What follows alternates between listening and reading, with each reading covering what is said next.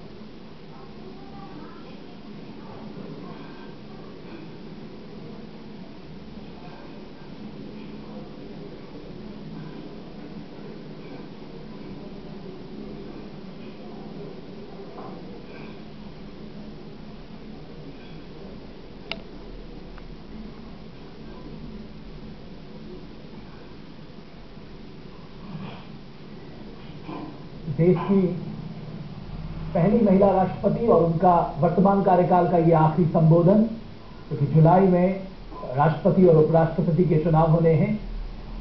और जिस तरह से सरकार ने क्या कुछ किया है बीते साल में, खासकर आजीविका सुरक्षा के लिए, ऊर्जा सुरक्षा के लिए, वसुंधरा की सुरक्षा के लिए, आर्थिक सुरक्षा के लिए और साथ ही साथ राष्ट्रीय सुरक्षा के लिए, उस सब का जिक्र इस इस अभिभाषण में किया गया।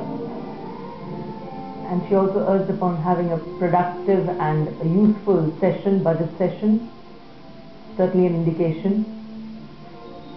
क्योंकि लगातार जिस तरह से संसदीय कार्रवाई चल रही है, जिस तरह से कामकाज में अमूमन जो हंगामा सदन में होता है उसको लेकर तमाम चिंताएं लगातार बढ़ रही हैं कि खासकर जो आम आदमी से जुड़े मुद्दे हों, इसमें एक गंभीर बहस संसद में दिखाई दे